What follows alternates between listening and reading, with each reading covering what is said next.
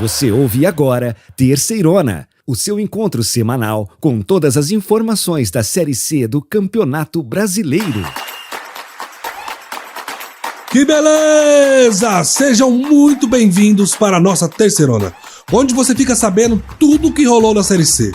Nossa equipe de repórteres está espalhada pelos gramados dos centros esportivos de todo o Brasil, trazendo todas as informações do futebol mais raiz do mundo.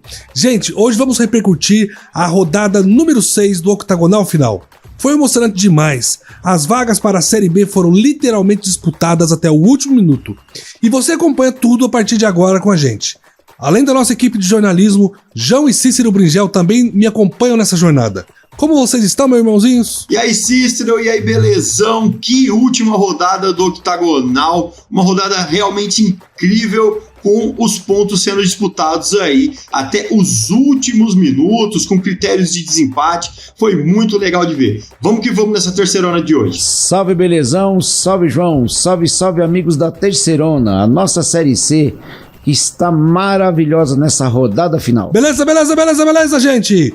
Meus irmãozinhos, chegou a hora e você ouve agora a Terceirona. Volta Redonda ganha do Paysandu jogando em casa por 1-0, mas a vaga fica com Papão pelos critérios de desempate.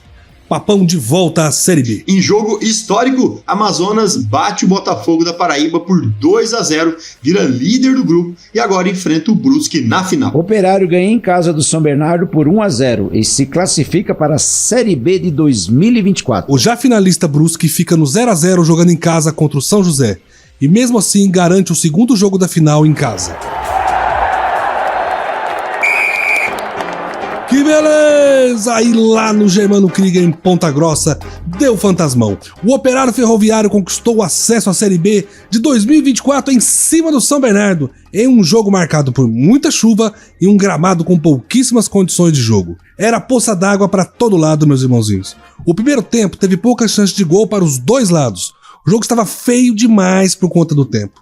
Para vocês terem noção, meus irmãozinhos, no intervalo a paralisação do jogo foi de 1 hora. O jogo só voltou quando as poças de água diminuíram. E na segunda etapa, as chances de gol continuaram escassas, mas o Operário seguia dando vida em campo. E aos 34 minutos, o clima era tão tenso que os dois técnicos já tinham sido expulsos. 6 minutos depois, foi quando a torcida do Fantasmão explodiu nas arquibancadas. Vinícius Diniz aproveitou a rebatida da defesa do Bernô e soltou um foguete no ângulo. 1-0 para o Operário Ferroviário. Com esse resultado e com o empate da partida entre Brusque e São José, o Operário empata com o São Bernardo do grupo B em pontos, mas conquista o acesso pelo critério de desempate de número de gols a favor. Foram 9 gols. É isso aí, mesmo com o pé d'água que caiu em Ponta Grossa, teve festa sim. Com a vitória, o Fantasma conquista o acesso à Série B do ano que vem, com apenas uma derrota jogando em casa. E belezão, recebi informações aqui que infelizmente a previsão, e o Bida pode falar pra gente, que já aconteceu na verdade, é que faltou churrasco e faltou carne lá em Ponta Grossa. É muita gente comemorando e sem hora pra acabar, os churrasqueiros não vão dar conta do trabalho. Enquanto isso, no Grande ABC, o clima já não é tão legal assim. Desde que o São Caetano caiu em 2013, a região nunca mais teve um representante na Série B do Campeonato Brasileiro. Já são 10 anos sem nenhuma equipe da região disputando uma vaga na elite do futebol nacional. Belezão, vamos chamar agora os nossos jornalistas que estiveram lá no Germano Krieger. Vamos falar agora com o menino Bida, que por sinal ficou bem molhadinho ontem aí em Ponta Grossa. Bida, esse fantasmão aí vai assombrar a turma na Série B o ano que vem com um timaço. E, enfim, eu quero ouvir de você todos os detalhes para nós satisfazermos toda a nossa ansiedade do jogo de ontem, que você estava lá presente, meu querido. Conta aí. Olha, molhado foi pouco, hein, Cícero e pessoal da Terceirona. Ontem foi dia de ficar ensopado lá no Germano Krieger, mas valeu muito a pena, né? O torcedor conseguiu também lavar a alma, o estádio, o time lavou a alma e o Operário retornou à Série B e vai jogar em 2024. A festa, né? começou ali após o término da partida, seguiu para todo mundo indo para dentro do gramado, abraçando jogadores, comissão técnica, se estendeu pelas ruas de Ponta Grossa, avenidas foram tomadas madrugada dentro, porque, claro, né, a festa, o Fantasma retornando à Série B para disputar em 2024. A expulsão do técnico ajudou a equipe em campo? Você acredita que o clima estava tão tenso lá que o pessoal nem estava percebendo direito que o Guanais não estava no campo? Porque estava todo mundo focado em empurrar o time e ver o que poderia ser feito, que ninguém tinha percebido. O pessoal começou a perceber depois que foi expulso o técnico do Brusque, que olhou no banco lá de reserva, pelo menos ali eu fico perto da Trem Fantasma, né? Ninguém tinha nem visto. Tava todo mundo no jogo, porque ele já tinha feito as substituições, tava todo mundo focado em agora vamos pra cima. Porque a gente que tá aqui de longe ficou com a impressão que havia muita pressão em cima dos jogadores por parte do técnico, e aí o Rafael Guanais, por ter sido expulso, deixou eles mais tranquilos, mas estamos enganados, né? Pois é, só um comentário rapidinho, né? Foi engraçado porque despencou um temporal, né, na hora do intervalo. Aí todo mundo saiu das arquibancadas e foi para trás, né? E aí ficou lá um monte de gente se jogando em poça d'água. Mandei até uns vídeos, maior farra do pessoal lá enquanto não voltava o jogo. Aí a hora que foi voltar, foi a apreensão com o Brusque, né? Porque daí saiu o gol do São José. Aí todo mundo, putz, e agora? Vamos embora, ficamos. Aí, quando foi para análise e saiu que não tinha sido gol e o jogo tinha sido terminado, o alto-falante do estádio começou a falar para impulsionar os jogadores. Falou umas 3 vezes, cada vez mais alto, sabe? Como se fosse atenção torcedores, mas na verdade era para os jogadores. E os jogadores falaram em entrevista depois.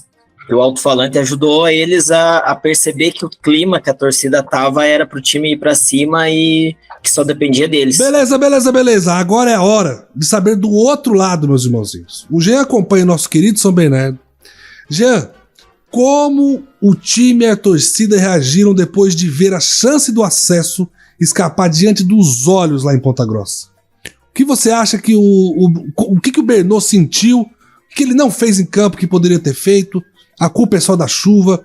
Qual que é a sua análise, meu irmãozinho? É isso, Belezão. O São Bernardo não teve uma das melhores atuações, talvez pelo estado do gramado, muita chuva em Ponta Grossa, que dificultou, porque o São Bernardo é um time que tem jogadores de bola no chão, de velocidade, e isso não foi possível porque o gramado não tinha condições de que o São Bernardo imprimisse esse ritmo. O clima, obviamente, é dos piores com a eliminação, era algo que a confiança dos jogadores e a comissão técnica era muito grande que o acesso fosse conquistado ontem.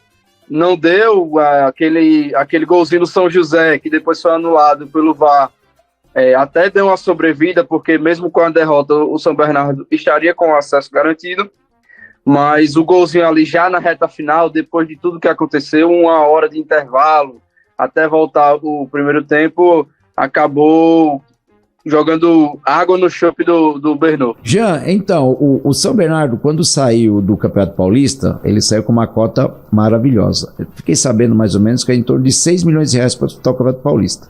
4 meses. E para o Campeonato Brasileiro da Série C, entre todo o custo da operação do campeonato e mais o patrocínio, em torno de 7 milhões, mais um campeonato bem extenso. E com essa condição, o São Bernardo, como é um time empresa, ele obviamente não vai se endividar. E ele não conseguiu formar um elenco para conquistar o acesso. Você acredita nisso que eu estou falando? Ou seja, o São Bernardo tinha 6 milhões do Campeonato Paulista, que nenhum clube, nenhum outro campeonato estadual paga isso. Tinha os 3 milhões, 1 milhão da CBF para a Série B. Tinha dinheiro suficiente para aguentar o tranco, né? E não aguentou. Jean, sabia que o São Bernardo não tinha camisa para jogar esse jogo? Não é isso? Então, Jean, só mais um minutinho. A questão, estávamos conversando sobre a possibilidade de adiar o jogo. Você, quando entrou, já comentou que a CBF não paga pós-jogo estadia. E eu fiquei sabendo em off que o São Bernardo só tinha 2 uniformes por jogo. Se ficasse para hoje, ele não teria um uniforme para jogar. Me conta aí, Jean. É até surpreendente, né, que um time do tamanho do São Bernardo, aqui na região metropolitana, no ABC Paulista, tenha esse tipo de situação. e principalmente porque é um time financeiramente bem estruturado, obviamente com os valores que nós citamos aqui há pouco, e também porque é a Magnus, aquela empresa a Magnus, que é quem cuida do clube, né? É a empresa, digamos assim, que é a dona do São Bernardo. Então, dinheiro não falta, dinheiro sobra no Bernô. Então, de fato, acho que faltou mesmo investir no lugar certo. Eu acho que se o dinheiro fosse aplicado da melhor maneira, trazendo os jogadores... Obviamente que o time que o São Bernardo montou era um time que deu um certo trabalho, mas não era um time que conseguiria o acesso com o pé nas costas, digamos assim.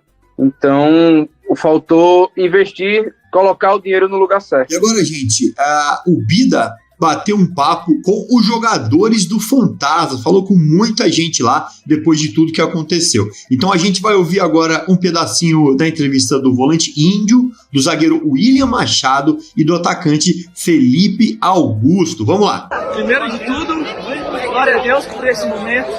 Sem ele a gente não conseguiria esse resultado. E depois, cara, o nosso grupo merecia. Acho que esse grupo se dedicou muito, a gente se entregou todos os dias, desde o dia 28 de novembro a gente está treinando forte. Eu acho que a segunda fase não foi como a gente gostaria, mas demos a volta por cima, acreditamos até o fim e fomos coroados hoje aqui, graças a Deus. Cara, muito emocionante, não vou cansar de falar. Consegui conquistar uma coisa, o acesso no caso, com tudo que a gente gosta, com o que a gente ama, que tem um coração da minha família, é muito mais emocionante. Que beleza, beleza, beleza, beleza. Gente, o fim da terceirona de 2023 para os dois times. O Fantasma conquistou o acesso e joga a Série B no ano que vem. Enquanto o Bernô continua na terceirona. O que esperar do desempenho dos dois times por ano que vem? O Operário tem time para se manter na Série B? Ou vai ficar feliz com a queda do Londrina e tá jogando a Série B já é suficiente? E dá para sonhar voos mais altos? E os Bernô? O sonho do acesso do Bernô à Série B do Brasileiro continua vivo pro ano que vem? Belezão, para o Operário muda tudo, porque muda o dinheiro que vai receber, que é uma quantia muito grande da Série B. Publicidade, CBF, televisão. Então, eu acredito que eles vão mudar toda a cara do time. Reforços, treinador, tudo. Porque desta maneira aí não adianta ir. Vai voltar. Vai ficar o processo ioiô que a gente falou, né, no começo do campeonato. Agora, o São Bernardo, para ele vai ser mais difícil. Porque vai continuar com a mesma verba. Parece que o São Bernardo, quando vai contratar os jogadores, se torna inflacionado, porque a turma sabe que o São Bernardo é um time bem preparado, bem administrado e tem dinheiro. Então qualquer jogador custa caro para o São Bernardo. A sorte do São Bernardo para 2024 é um bom desempenho no Campeonato Paulista, que ele recebe depois um bom cachê, né, para jogar, uma boa verba, e depois decola para a Série C e vai tentar tudo de novo. Eu acredito que vai ficar nesse estágio. Um time com um bom aporte financeiro que vai decolar e um time que vai ter que trabalhar tudo de novo para poder chegar no final do campeonato do ano que vem e conseguir o acesso para a Série B. Bom, eu concordo com o Cícero. Eu acredito que o Operário agora retornando para a Série B, o investimento dele vai auxiliar muito. O Operário agora volta às suas tratativas de uma SAF aqui para o ano de 2024. Investidores colocavam em xeque isso caso o Operário ficasse na Série C para o ano que vem. Então o Operário volta a essas negociações. Plano de sócio-torcedor também deve aumentar. E com isso, claro, o Operário deve pensar em voos maiores. Porém, com base em outros anos na Série B, tem que ser mais pé no chão. Primeiro lugar, buscar se manter e aí depois ver os voos mais altos, se possível, né? Sonhar aí com uma Série A, mas primeiro ficar na Série B de 2024. Ô Bida, só uma perguntinha. Você sabe se o Fantasmão termina a Série C endividado ou com dinheiro em caixa? Como é que ele termina financeiramente? A atual administração aqui do Operário, que é feita pelo Álvaro Góes, né? Que vem desde 2015. O único ano que deu déficit para o Operário foi ano passado, que ele foi rebaixado, que eles inventaram de querer subir a folha salarial, que foi a mais alta. Esse ano, a média de salário aqui, todo mundo, o custo do Operário é 750, 800 mil reais por mês para jogar a Série C. Então, o Operário chegou ali numa folha de quase 10 milhões ano. Ano passado ele chegou em 17, daí ele se endividou, porque ele tem em caixa quase sempre 15 milhões por ano para conseguir trabalhar. Então, eu acredito que o Operário chegou agora no final do ano aí com as contas pagas, como ele fez todos os anos na Série B. Não chegou endividado.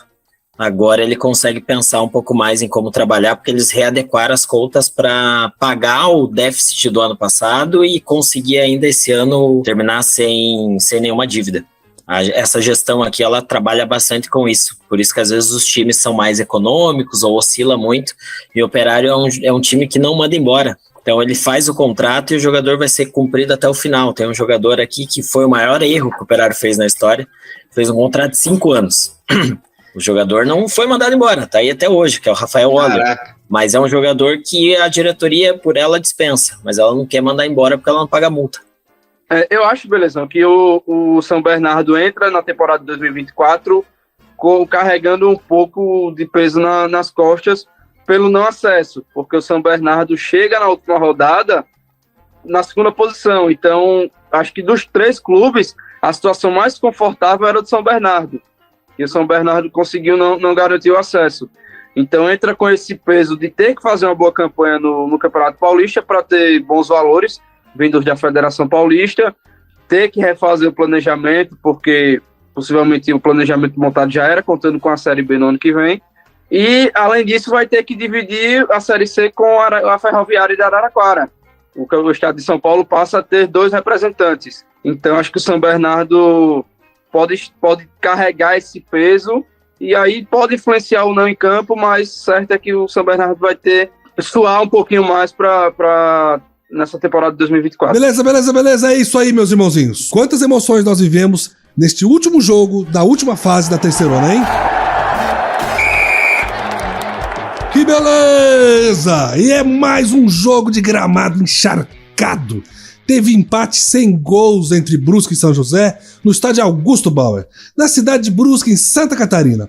A partida foi marcada pelo estado péssimo do gramado, que dificultou bastante as jogadas no confronto. Tanto que o principal lance do jogo ocorreu apenas no último minuto do segundo tempo. Juan Carneiro fez uma defesaça, a bola sobrou na pequena área e Lucas Sampaio empurrou para o fundo da rede no Brusque. O lance foi checado pelo VAR, que apontou impedimento e anulou o gol do São José.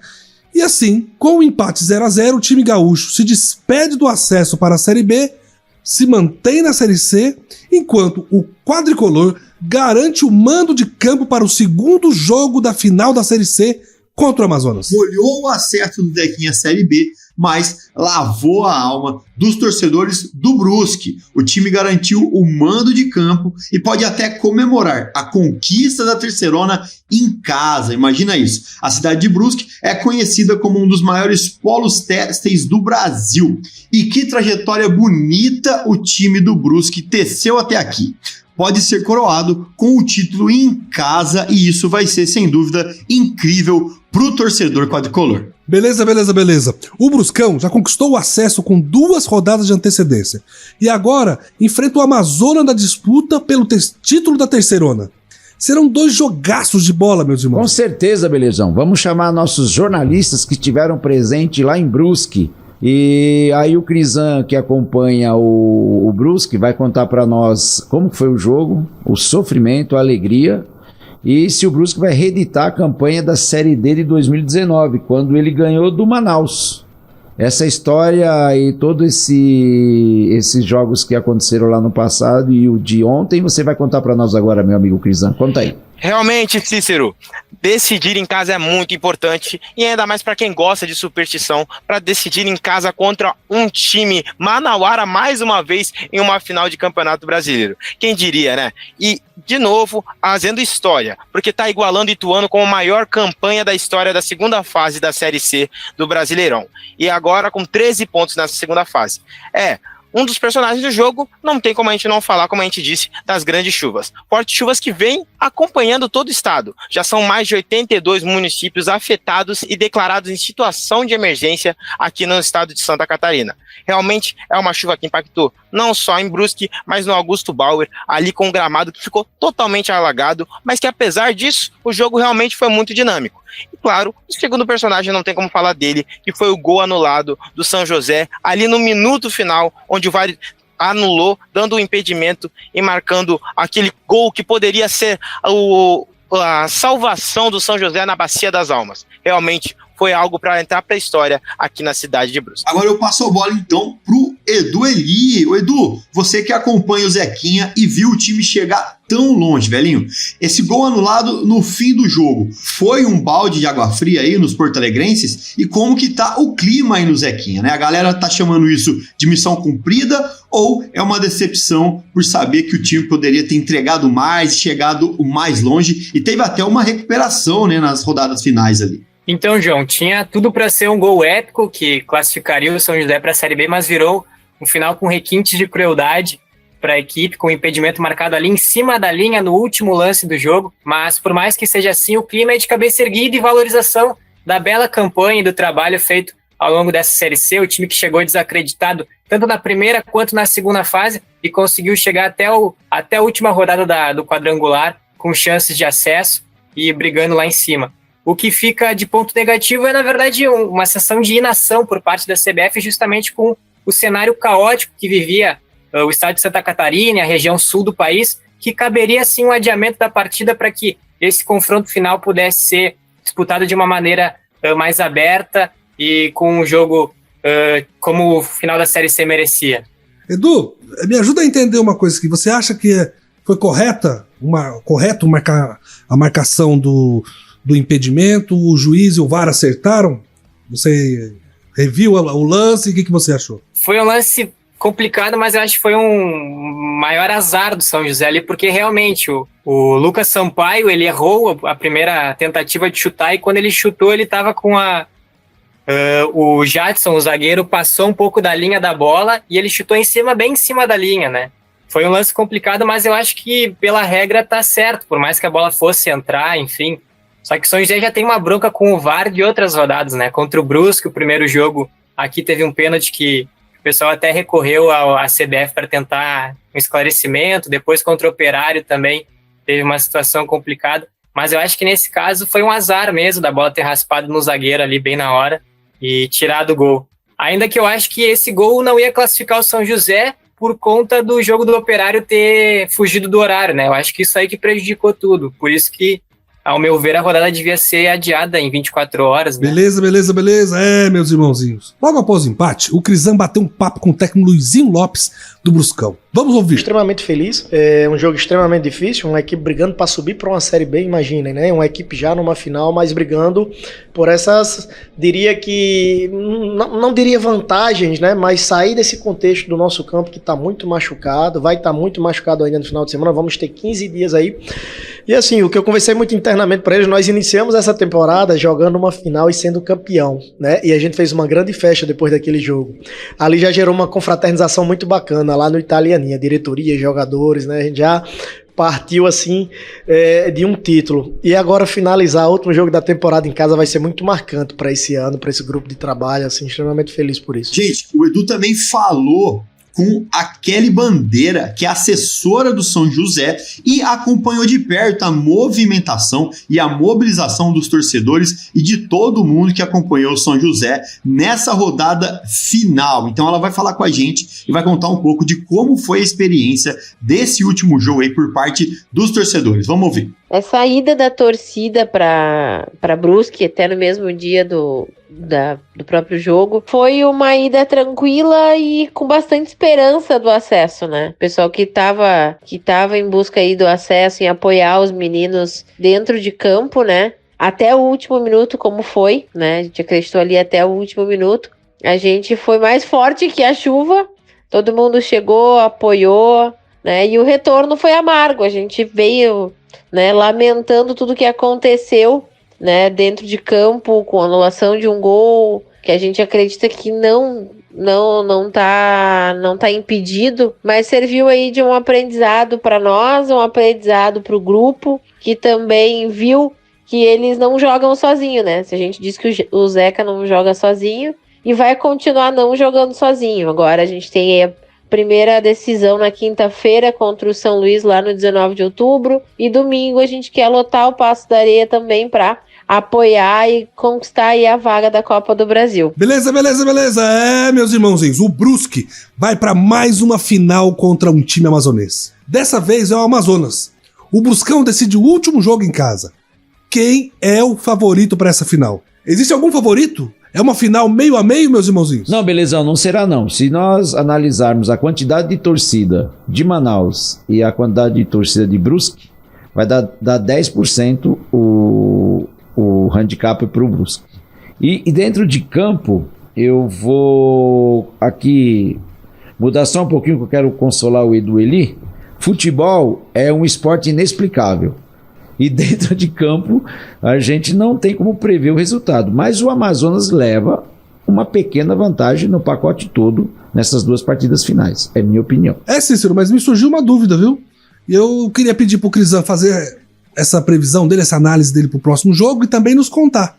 E quais são os critérios de desempate, uma vez que é jogo ida e volta, hein, Crisan? Belezão, o primeiro critério da terceira fase da terceirona vai ser o saldo de gols nessas duas partidas. Ou seja, se as duas partidas, os dois times empatarem, aí sim nós vamos para as penalidades máximas, aí a gente não sabe quem se garante, porque daí vai ser lá no Augusto Bauer, o goleiro, a trave, a bola e o batedor. E aí, então, falando sobre o jogo, a gente sabe que o Brusque tem a vantagem de decidir em casa, e lá no Augusto Bauer, realmente o Brusque ele exerce essa função e decide muitos títulos, muitas taças, como foi lá no começo do ano contra o Marcílio Dias na Recopa Catarinense. Começou o ano ganhando o título, pode terminar o ano ganhando outra taça. E também reiterando outra informação que eu dei lá no comecinho, a chuva já vem cessando, os níveis dos rios já vem baixando e a própria cidade de Brusque já está voltando. Por exemplo, a FENARRECO, a festa daqui da cidade, ela foi suspensa, mas quarta-feira ela já está voltando às suas atividades. Ou seja, tudo já está voltando ao seu normal e até a final o Brusque tem muito a comemorar e ele vai provar que depois do temporal vem a bonança.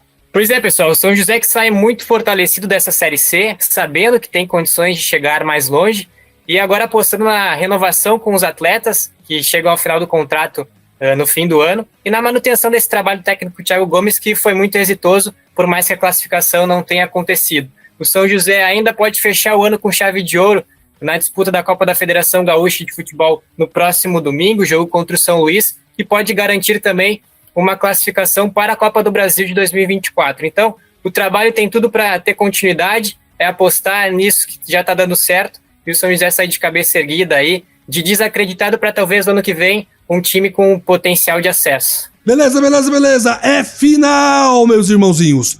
2 jogos para decidir quem será o campeão da terceirona. Que beleza! Que beleza! Muita emoção até o apito final. E não podia ser diferente no duelo entre Volta Redonda e Paysandu. O Papão segurou o voltaço na noite de sábado, perdeu por apenas 1-0 e garantiu o acesso para a Série B do Brasileiro pelo saldo de gols. Depois do primeiro tempo, com poucas emoções do Raulinho de Oliveira, o Volta abriu o placar com Bruno Barra na segunda etapa e colocou fogo no jogo. O time de Belém conseguiu suportar a pressão, não levou o segundo gol e retornou à segunda divisão nacional após 5 edições.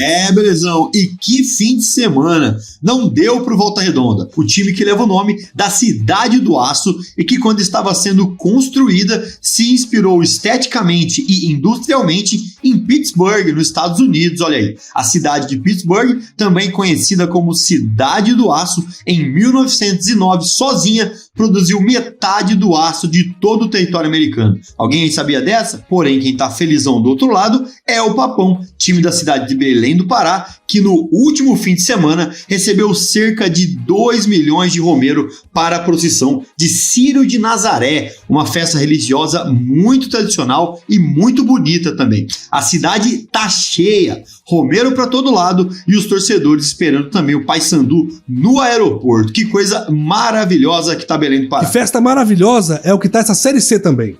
Voltando ao jogo, além de toda a emoção da partida e do acesso sendo decidido por critérios de desempate, tivemos 2 momentos, um curioso e um, como sempre, muito chato. O momento curioso foi o do meia Robinho, que foi expulso depois de ser substituído na segunda etapa. Ele recebeu um cartão vermelho enquanto cruzava a linha de campo para efetuar a troca. Olha a confusão.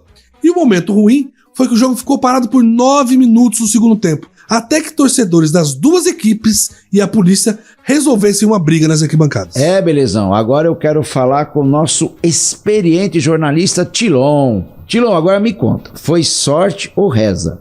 Porque nesse final de semana ocorreu a festa do Círio de Nazaré aí em Belém. Conta aí, meu experiente jornalista. Olá, pessoal da Terceirona.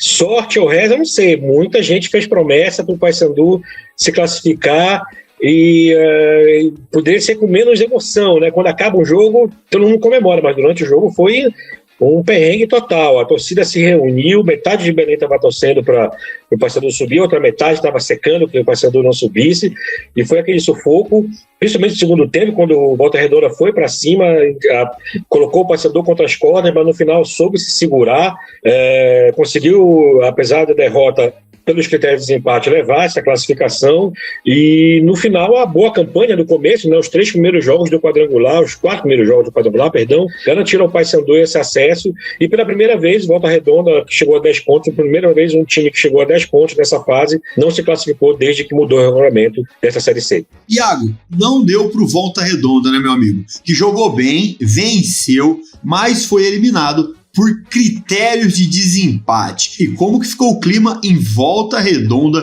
depois dessa partida? Conta pra gente. Faltou um golzinho ao Volta Redonda, né? Um golzinho. O Voltaço fez o que pôde, mas não foi suficiente. Pesaram as 2 derrotas para o Amazonas aí nesse quadrangular. Os torcedores encheram de novo o Raulino de Oliveira, o Volta atacou, abriu o placar, pressionou, venceu, mas não conseguiu de novo chegar à Série B do Campeonato Brasileiro. O jogo foi muito disputado, muito estudado para ambos os lados. Nos últimos anos, 10 pontos nesse quadrangular foram suficientes para as equipes subirem, mas esse ano vimos um total equilíbrio entre as 3 equipes aí do grupo C. Foi no detalhe mesmo que o Volta Redonda deixou escapar esse tão sonhado retorno à segunda divisão, viu? E quem falou com a gente do lado do Paysandu foi o experiente e vitorioso meia Robinho. Ele conta sobre a festa que espera o time lá em Belém do Pará. Vamos ouvir. O Brasil vai ficar assustado com a festa que vai acontecer lá em Belém agora. Espero que vocês possam estar presentes para poder acompanhar. Agora, eu queria acionar o Cícero e o Tilon e perguntar para eles como fica o ano que vem do Papão. Time que volta para a Série B, um time de camisa e muita tradição. Ainda é muito cedo para falar sobre isso. E como a gente imagina a participação do Paysandu na Série B? Olha, o Paysandu tem uma previsão de renda como nunca teve há muitos anos, né? Porque a Série B de hoje é bem diferente do que da última vez que o Paysandu esteve, mas também não só pela cota, pelo patrocínio, mas pela possibilidade de usar o Mangueirão como impulsionador. O Mangueirão foi reformado, está com capacidade para 50 mil pessoas e só nos últimos 2 jogos o Paysandu levou mais de 100 mil pessoas. O planejamento, obviamente que como é um clube de camisa pesada, você pensa, vamos logo pensar em subir, Série A, essas coisas, mas internamente é tratado assim com muita cautela. Primeiramente você acabou de subir, então você tem que pensar primeiro em se manter, criar um lastro, estruturar mais o clube, quem sabe passar uns 2, 3 anos, aí sim pensar em passos mais largos. É isso aí, Tilon. O Paysandu é um clube muito rodado, ele apresentou uma boa estrutura agora para o final dessa Série C. Andei analisando aí umas reportagens que eu vi, e eu acredito que o Paysandu se estabelece sim, principalmente pela potência que eles têm de torcida. Um clube que coloca 50 mil torcedores em campo dá uma boa vantagem para ele permanecer na Série B, e vai ter a disputa com o Amazonas também, né? A região norte vem com 2 clubes bem fortes aí para disputar a Série B. Vamos torcer que ele se estruture e permaneça por um bom tempo na Série B, até criar uma outra estrutura melhor, para não ser repetitivo, né, para subir para a Série A. Mas por enquanto a Série B está de bom tamanho. Mas, Tilon, eu queria te fazer uma perguntinha. Você acha que o técnico fica? Você acha que o elenco vai ter muita Muita alteração? Olha, pelo Paysandu, com certeza o Hélio dos Anjos permanece. Já houve aceno nesse sentido. O Hélio é um técnico com mercado, né, principalmente no interior de São Paulo, onde se movimenta muito mais dinheiro. Mas pelo Paysandu, sim, com certeza já iniciaram as conversas, mas tudo ainda preliminarmente. Agora, quanto ao elenco, sim, vai sofrer uma bela reformulação. O elenco do Paysandu está inchado, teve gente que mal entrou em campo e as contratações foram feitas pensando numa Série B, numa Série C. Aí você tem que pensar mais adiante agora. Acredito que alguns atletas vão ficar, o Matheus Nogueira, o goleiro, você foi muito bem, o Robinho é um jogador que deve ficar, o Mário Sérgio também, o próprio Reinaldo Mendes chegou no final, não conseguiu se firmar, mas é um jogador que vinha há muito tempo jogando fora dos países árabes, então fisicamente estava um pouco abaixo, mas sim, acredito que vai ficar uma base, mas pelo menos um terço para permanecer, e o resto acho que vai ter que reformar o elenco quase totalmente. Eu quero ouvir de novo Cícero, mas dessa vez com a opinião do Iago também. Gente, fica uma sensação de dever não cumprido, mas a gente tem que lembrar também que para se classificar para essa fase final, o time teve que ficar entre os 8 na primeira fase. Ou seja, a torcida está de bem com o time por ter feito uma ótima campanha, mas nessa reta final não ter ido também, ou magoada pela maneira como essa eliminação aconteceu no octagonal final. Bem não está, né? Como disse o próprio Voltaço aí em nota divulgada nas redes sociais, diferente dos últimos anos, o sentimento nesta temporada é de tristeza ao invés de raiva. Tristeza em ver o estádio cheio e não corresponder dentro de campo, na tabela. A diretoria agradeceu muito o apoio do torcedor durante este ano. O elenco está bem abatido, os torcedores muito desanimados com mais um ano sem acesso. É um momento muito triste ao time fluminense, mas um momento que precisa ser espantado, porque o ano que vem tem de novo a Série C, mais uma chance de acesso. Em 2022, a gente lembra que foi a primeira vez que o Volta chegou ao quadrangular final da Série C, depois que houve essa mudança no regulamento em 2018. Agora, em 2023, acabou se classificando em segundo lugar na primeira fase. No ano passado foram 4 pontos, neste ano 10. Triste mas o que não pode faltar é garra e vontade aí para o maior time do sul do estado do Rio de Janeiro, não é mesmo? Iago, só queria te fazer uma perguntinha, um bate-bola aqui, para depois eu finalizar sobre essa classificação do Volta. Caso o gol tivesse ocorrido no primeiro tempo, eu acredito que o jogo teria sido um pouquinho diferente, você não acha? Sim, acho que todos estavam esperando isso, né? Os torcedores estavam esperando que o Volta Redonda abrisse o placar ainda lá no primeiro tempo para poder manter essa pressão em cima do Paysandu, mas deixou esticar muito tempo, conseguiu marcar só no segundo tempo e aí acabou não tendo mais chance, não tendo mais aquela pressão em cima do Paysandu como no primeiro tempo. Né? Ótimo. E eu discordo do diretor do Volta Redonda. Eu, como um sexagenário, eu sempre digo que quando você tira a emoção, vem a razão. E se você analisar, o Volta Redonda não tinha chance mesmo contra Amazonas e Paysandu. E ficou de bom tamanho, se estrutura na Série C, continua trabalhando, vai de novo pro ano que vem pro campeonato, representa o Sul Fluminense e bola pra frente pro Volta. É isso aí, meus queridos irmãos. Os dois times, Volta Redonda e Paysandu, não têm mais compromissos pela Série C esse ano. E vão ver as finais do sofá. O Paysandu mais feliz, porque obviamente está na Série B em 2024. E vamos que vamos! Que beleza! O Amazonas conseguiu! Criado em 2019, o time vai disputar a final da Série C do Campeonato Brasileiro de 2023 e estará na Série B em 2024. O jogo que garantiu a vaga na final foi emocionante. O placar foi 2-0 em cima do já eliminado Botafogo, lá na Arena da Amazônia, que estava lotada, com mais de 45 mil torcedores.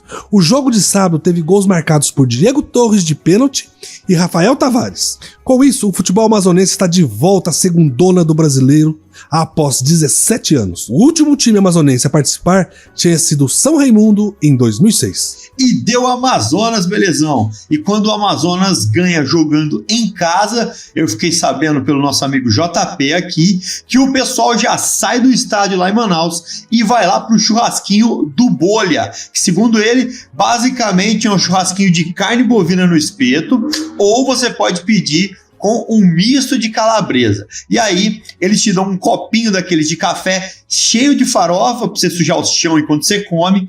E o grande diferencial é o copo d'água, que quando você compra por R$5 o espetinho, você pode pedir quantos copos d'água você quiser, que é por conta da casa. É ou não é sensacional? Vai ver o jogo da Série C semana que vem na final? passa no bolha e depois fala pra gente. E só uma curiosidade aqui do lado do eliminado Botafogo, que é apelidado de Belo, né? É considerado o maior campeão estadual da Paraíba. E o Botafogo é chamado de Belo pela imprensa porque esse apelido nasceu justamente da vibração de um gol do então conselheiro do time, chamado de Antônio de Abreu e Lima. O fanático gritou tantas vezes o adjetivo Belo, Belo, Belo após o gol que o apelido acabou pegando. É muito legal. Legal demais. Mas já vamos abrir então com os nossos jornalistas. Vamos falar com JP. A festa deve ter sido linda, hein, João Paulo? Um time, empresa que é recém-nascido no futebol nacional, coloca 45 mil pessoas em um estádio e de quebra ainda passa para a final. Conta pra gente um pouco dessa atmosfera. Em todos os meus 23 anos de jornalismo esportivo, eu posso dizer que no último final de semana, no último sábado, eu presenciei um momento épico do futebol amazonense, um momento que é comparado com os acessos do São Raimundo de 99, do Manaus 2019, e agora o Amazonas entra nessa galeria de conquistas, de clubes que subiram o degrau do futebol brasileiro.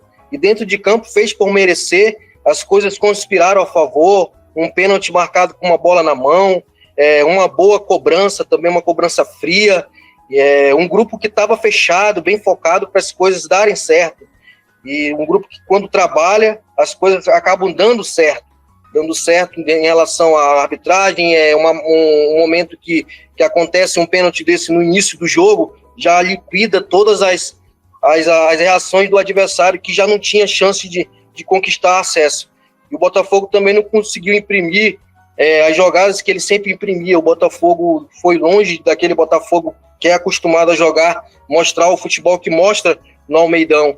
Então, acredito que o Amazonas está no caminho certo, fez fechou o quadrangular, no meu ponto de vista, com chave de ouro. Já do lado do Belo, vamos falar com o nosso jornalista, o nosso menino Igor Paixão. Igor, como nós estamos aí em uma fase de chuvas fortes aqui pelo sul do país, podemos dizer que choveu no molhado aí em Manaus, que realmente o Botafogo chegou desanimado, chegou sem aquele pique todo para disputar uma partida que já não tinha mais chance de classificação e caiu naquilo lá mesmo, né, que a gente já tinha meio que comentado na rodada passada, que ele iria apenas cumprir tabela. Conta aí, meu menino, quero saber, o que você me fala? Fala, Cícero, a situação é muito complicada, partindo do ponto que aqui não é nem chovendo molhado, porque o calor está fazendo uma pessoa um negócio fora do comum, é o calor no torrado mesmo, tá absurdo o calor de aqui de uma pessoa, e o Botafogo foi jogar lá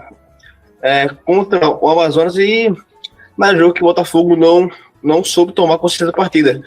Tudo bem que o primeiro pênalti é até considerado polêmico pelo lado daqui, não sei como ficou a situação em outros setores que estão acompanhando a Série C, mas é um jogo que o Botafogo não merecia vencer, não jogou para isso, foi dominado, saiu com mais uma derrota.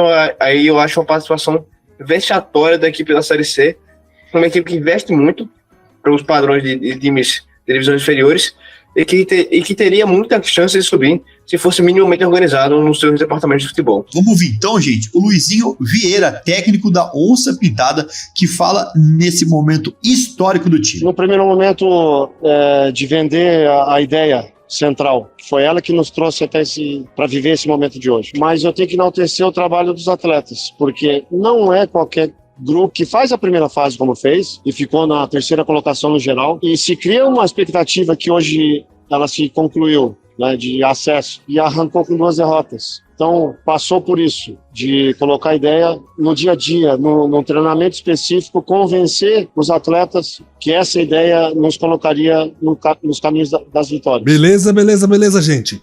O Igor também bateu um papo com um amigo de profissão e jornalista, Matheus Moreira, que acompanhou o jogo entre Amazonas e Botafogo. Vamos ver o que ele tem para dizer pra gente. Sobre o Botafogo da Paraíba, o time até entrou focado, assim, aguerrido. Eu pude ver os jogadores na entrada do túnel, eles estavam concentrados, mas o fato do Amazonas estar brigando pelo acesso e ter liquidado a partida logo nos 20 primeiros minutos ali, mais ou menos, o time deu uma decaída, sentiu a pressão das 44 mil pessoas, tentou lutar até o fim, teve chance na segunda etapa, mas nem conseguiu diminuir o placar. João Paulo, Cícero, o jogo da final já é semana que vem em Manaus contra o Brusque. O Amazonas chega forte demais para esse jogo em casa. Não chega, não? O Amazonas chega numa decisão de campeonato brasileiro bastante embalado, não só pelo público, pelo calor do último jogo, mas também encabeçou uma sequência de vitórias de 4 jogos, que atraiu 3 jogos consecutivos, atraiu o torcedor para lotar a arena no último jogo. Agora 4 jogos vai atrair a esperança de uma quebra de recorde público da história do estádio. O maior público da história do estádio é o Manaus contra o Caxias 2019, e o segundo foi esse jogo de sábado, e agora acredito que o Amazonas vai fazer um grande jogo, deve tirar pelo menos uma vitória por 1 gol, e aproveitar esse embalo, esse momento, esse calor. Tem jogadores que estão passando por um momento de performance que a gente percebe que o nível de cota é altíssimo, e o resultado dentro de campo dos caras tem sido fenomenais, né? E pegar uma equipe do Sul nesse mês de setembro aqui é algo que é um fator casa. O professor Luizinho Vieira, se ele souber trabalhar, ele tem tudo para fazer um bom saldo de gol aqui. JP, eu entendo que o Amazonas vem muito forte para essa partida. O time está mostrando um bom desempenho físico, um bom desempenho tático. Rodou um pouco o grupo de jogadores com a suspensão do Sassá, e a vitória virá. O placar eu não sei ainda, estou analisando aqui para contar depois no final do nosso programa, mas eu entendo que o Amazonas ganhará o jogo sim em Manaus. Eu queria aproveitar e fazer uma pergunta pro JP e pedir para ele contar para os nossos ouvintes e os critérios de desempate, porque pode acontecer do Manaus ganhar, do Amazonas ganhar em Manaus e do Brusque ganhar em Brusque. Pode acontecer dos jogos empatarem. Qual que é o critério de desempate, JP? Conta para os nossos ouvintes aí. Pelo regulamento da CBF, tem apenas um critério de desempate, que é o saldo de gols. Caso Brusque e Amazonas não decidam um campeonato nos 180 minutos, não tem critério de gol fora, vai direto para os pênaltis. A decisão vai ser disputada na loteria, caso não seja decidido no critério de saldo de gols. É hora do meu povo amazonense se unir e lotar a Arena da Amazônia, bater esse recorde de público que já quase foi batido no último sábado. É hora de se unir o povo amazonense do interior, da capital, das adjacências, o povo de Rio Preto, Iranduba, Manacapuru, Itacoatiara, o pessoal chegando do interior. É hora de reforçar que o único título nacional desse estado pode vir. A gente sabe que pode vir. O Amazonas está preparado psicologicamente, fisicamente, taticamente, para essa grande decisão. E o Botafogo agora, gente, só espera 2024 e precisa se reestruturar, né, gente? Lembrando que no ano que vem, 2024, o Botafogo da Paraíba, o Belo, completa 11 anos na Série C. Igor e meu querido Cícero, o que esse time tem que fazer ano que vem para tirar essa zica, para conseguir realmente largar da Série C e acessar a divisão da Série B, a segunda divisão nacional? Rapaz, a situação é bem complicada, como eu falei anteriormente. O Botafogo, primeiramente, deve ser um time profissional. Chega a ser um time que se envolve em polêmicas ano a ano por discussões internas, discussões com jornalistas, discussões onde o presidente do clube não é mantido. É um caos total. Administrativamente, o Botafogo quase todo ano entra em alguma polêmica, e geralmente é uma polêmica que prejudica o time. Ou seja, como é que o seu torcedor vai esperar algum tipo de motivação, vai arrumar forças de um time que ele mesmo, por dentro, ele se bagunça? É complicado demais. É uma equipe que, pelo tamanho de investimento em relação aos padrões do local, deveria ter subido há muito tempo já. E é bem triste para a cidade isso. Igor, eu assino embaixo tudo que você acabou de narrar pra gente. Você é um menino jornalista bem informado e está muito bem familiarizado com os problemas do Belo e não monta time. Se não montar time de Série B na Série C para subir, não sobe. Então, com tudo esse histórico aí administrativo, etc e tal, o Belo vai permanecer na Série C e provavelmente vai ficar mais um bom tempo. Logo, logo ele vai criar maioridade na Série C. Já está com 11 para 18, logo, logo ele chega completando seus 18 anos na Série C. Eu desejo muito boa sorte pro Botafogo ano que vem, que ele consiga reverter esse cenário administrativo, porque é um time tradicional, é um time importante, é um time de uma torcida apaixonada pelo clube, porque apesar de ser 10, 11 anos, o time tá lá, a torcida vai e apoia. Eu torço por uma nova realidade pro torcedor do Botafogo do Belo, para que em João Pessoa tenha uma festa o ano que vem. E pra Onça Pintada não tem jeito, né? Muita boa sorte nos próximos 2 jogos e que na Série B ela alcance muito mais sucesso. A gente vai estar sempre aqui de perto acompanhando tudo.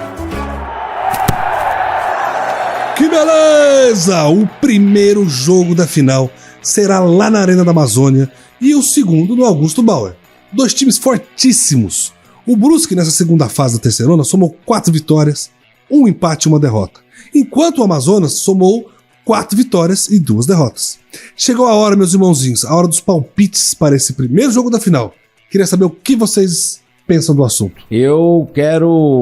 O meu palpite, eu vou ajudar o Bolha a vender todos os seus churrasquinhos.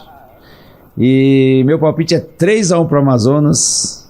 E o pessoal vai comer antes e depois do jogo, tomar um chopinho e beber água que ele dá lá gratuitamente. 3-1 para o Amazonas, belezão? Eu acho que o meu placar também ajuda o Bolha. A galera vai sair de lá com fome porque pulou, gritou gol.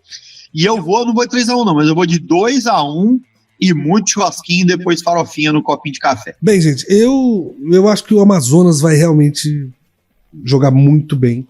Porque como o critério de desempate é o saldo de gols, o Amazonas precisa garantir muitos gols em casa. Então meu palpite é 3-0. E eu queria lembrar também que o Amazonas tem o artilheiro do campeonato, o Amazonas tem um ataque forte, mostrou que é forte, e uma defesa consistente. O Brusque já termina a segunda fase com um último jogo muito ruim. E eles vão jogar em Manaus, que foi um jogo que eles não fizeram. Essa equipe não jogou em Manaus contra o Amazonas. Foi um jogo que não teve na primeira fase. Teve apenas o jogo do Brusque contra o Amazonas lá em Brusque, em que o Brusque ganhou de 1-0. E o outro aspecto é o calor. Eles não vão estar acostumados a jogar com aquela temperatura. Então todas as vantagens estão a favor do Amazonas, para o Amazonas fazer uma goleada lá em Manaus e descer para Brusque e ficar os 11 jogadores dentro da área, porque a panela lá no Augusto Bauer também não é fácil, são 4.000 pessoas, mas é uma caixinha de bombom, né? Igual a bomboneira. É pequenininho, todo mundo em cima. Então acho que o Amazonas deve ganhar esses 3-0. E são 2 times que merecem realmente, né? O problema do Amazonas, o que me incomoda, é que ele é um time empresa, muito recente. Então mostra que a força da grana no futebol é muito, muito importante e que o amor, a paixão, a história do time não tá pesando mais.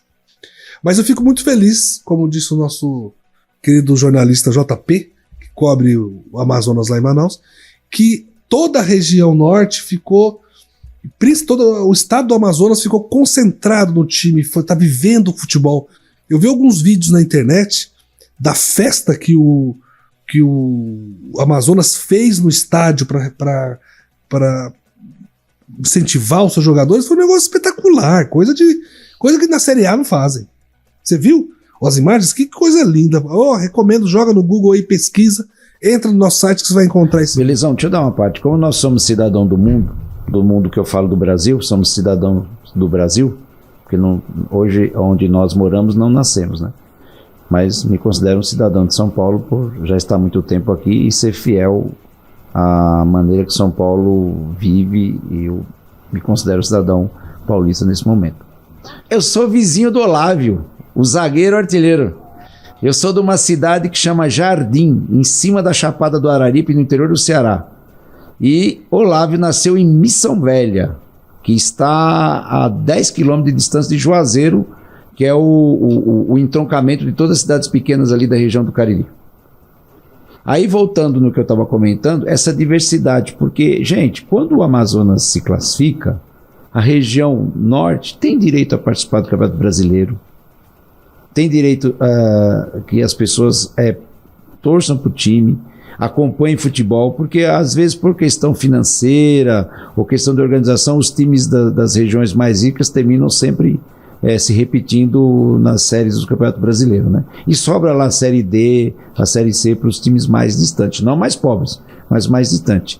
Mas vamos bater de palma aí para o Amazonas, com toda essa contundência de ser time de empresário ou não, mas o importante é que dentro de campo ele apresente uma excelente partida para os 45 mil torcedores que devem estar lá. O time leva alegria para a população, para as pessoas, né? Se empolgam. O futebol tem esse encanto de animar as pessoas, de trazer alegria. E aí o torcedor do São Raimundo tá torcendo, o torcedor do Manaus tá torcendo para o Amazonas. Nasceu em Manaus, tá torcendo nasceu no estado do Amazonas, tá torcendo para o Amazonas. E também faz aquela outra coisa, né, Cícero? Traz a diversidade para a Série B. Traz a diversidade. Não vai ser fácil para o Amazonas jogar a Série B, não. A Série B é muito pesada. Muito pesada. Muito difícil, muito complicado. E é isso. E, João, e você? Você tá animado com a partida? Não, eu tô bem animado porque, pelo menos em questão de números, né? A melhor campanha da Série C antes era do Ituano, agora ela tá igualada pelo Brusque.